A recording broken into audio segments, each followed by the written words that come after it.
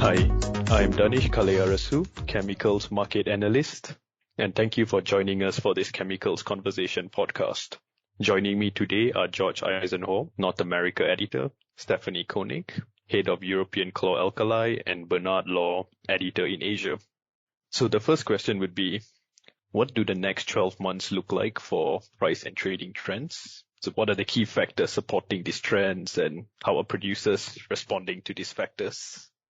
Thank you, Dhanish. Here in the Americas, we're looking at changes in the global energy prices. So globally, we're seeing higher energy prices in Europe as well as in the Americas.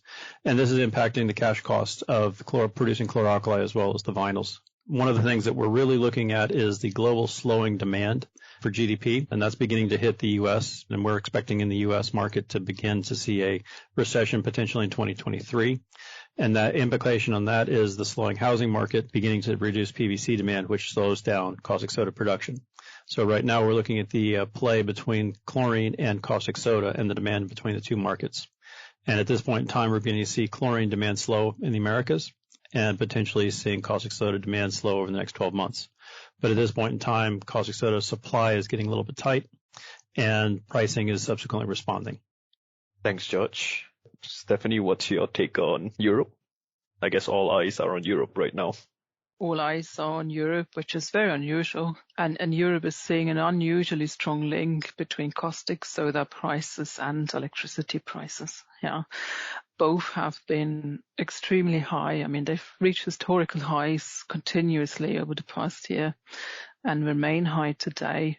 But still, my view is that prices have still not peaked. Yeah, and that's for two reasons. Number one is absolutely awful chlorine offtake in Europe right now, which might already signal the beginning of a recession. So the offtake we see cannot be explained purely by seasonal factors. Most producers are already heavily cutting rates since chlorine cannot be moved or stored in great amounts. So if it's not consumed, it will not be made. And it means that caustic soda supply is tightening quite quickly because caustic offtake is still holding up better. And the second factor is obviously the energy crisis. So power prices sometimes, retreat from their latest high, but the power price or the power supply issues are not resolved. The issue is ongoing. So Europe remains vulnerable and exposed to potential further significant changes in either direction. And that means that a lot of producers already engage in load shedding, so they're not running as hard, doing power price peak times, and that's obviously reducing caustic soda availability further, and the market is now tightening quite quickly. That's very clear. One could say that the longer the elevated power prices persist, the longer the high caustic soda prices persist, the more caustic soda demand will be eroded. So that's it could offset the load shedding we have. I guess what I'm saying here is that it's quite unlikely that caustic soda offtake will drop or collapse in a way that would make the shortage go away, while we're starting to move through a recession. When prices peak, it's probably going to be during the winter at some point. I think we have a few difficult months ahead, but there will be a point in time, probably within the next year, where prices will come down. This could be once chlorine offtake recovers, once supply normalizes, and perhaps once the energy crisis is resolved, or at least the heating period ends again next year. Thanks, Stephanie. That was very insightful. Bernard, how is Asia doing?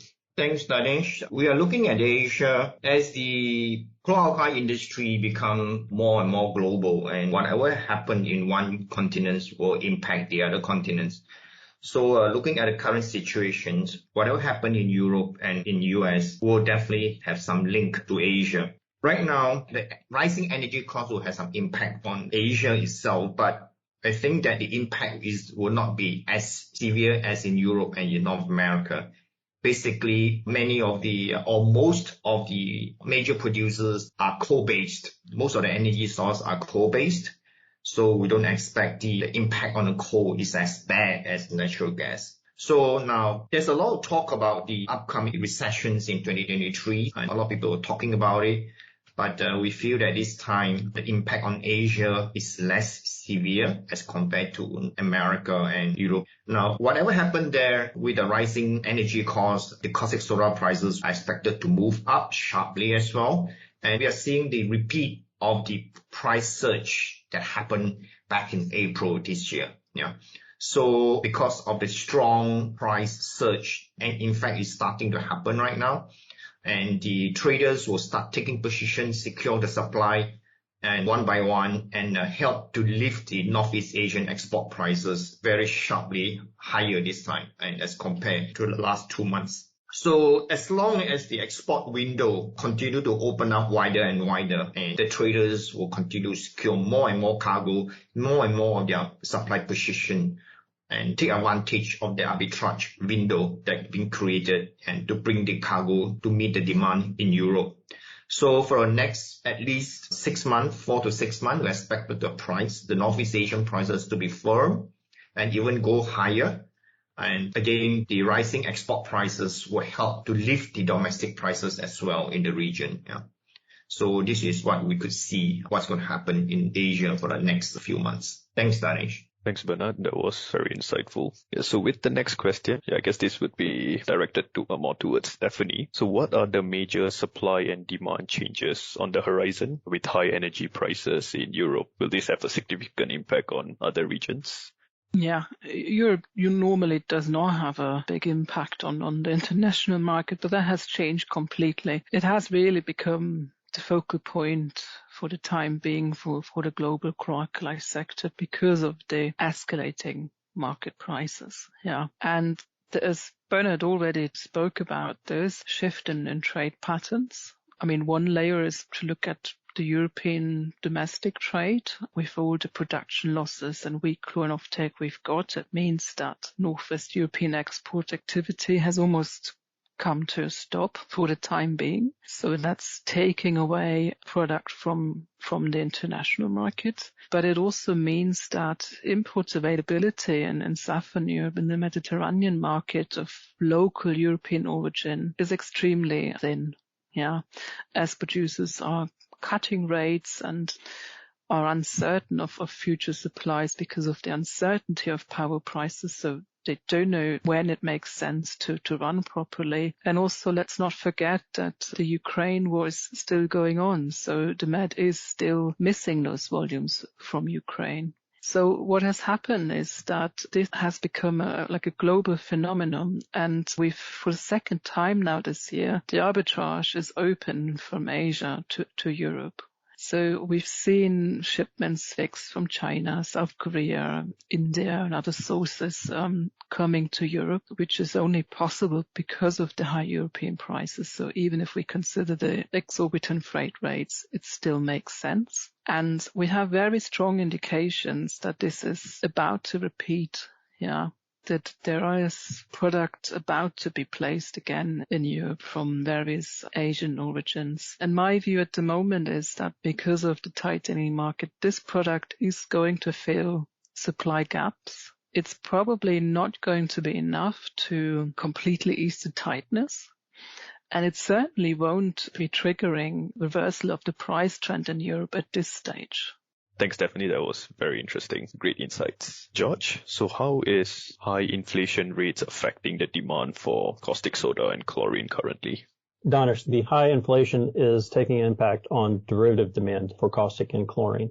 So people are looking at buying more products that they have to consume. So the durable goods are beginning to see a little bit weakness. So you're beginning to see slowdowns in PVC demand. You're beginning to see slowdowns in epichlorohydrin demand, various different products up and down the chain. The interesting thing about the slowdown right now is that we're actually seeing pulp and paper demand holding up. So the first couple of products that we talked about, PVC, epichlorohydrin, for example, those are chlorine derivatives. The pulp and paper consumes more caustic. So we are seeing a widening spread between chlorine demand and caustic demand. And again, playing back into the global GDP slowdown, global slowdown in growth, and the dynamic between the chlorine cycle and the caustic soda cycle.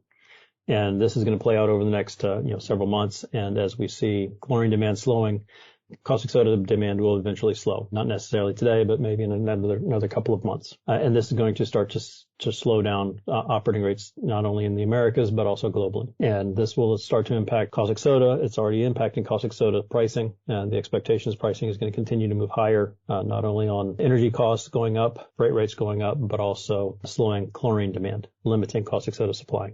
Ultimately, this will change when the GDP slowdown takes effect or matures more precisely. And that's going to start to slow down caustic soda demand. Not today, but again, in the next period of time. Is that 6 months, 3 months kind of time frame. So we do anticipate operating rates to slow down. Thanks, George. There were some great insights. With the final question, what other key insights can readers take away from the outlook to help make better commercial decisions? Thanks, Dhanish. Looking at the Northeast Asian or the Asian supply, because Northeast Asia is one of the largest exporting region for caustic, and looking at this region itself, and based on the uptrends that's emerging for the next several months. Now, looking at the supply chain first, as the producers, I think in order to maximize their margin, and as compared to it is better for them to divert more volume into the export as compared to the domestic market, because based on the current situation, we're looking at the demand, overall demand for caustic in domestic market is relatively weak at this moment. So in order to optimize the kind of margin we're looking at and to take advantage of the arbitrage and the export window to Europe, and producers can actually divert more volume to take advantage of the rising prices. Now, of course, these export windows that open up, the traders are the one that benefited most. Yeah. And they are the one that are moving the cargo from Northeast Asia, from India or from Middle East to the region they are short, predominantly Europe and some of it to US.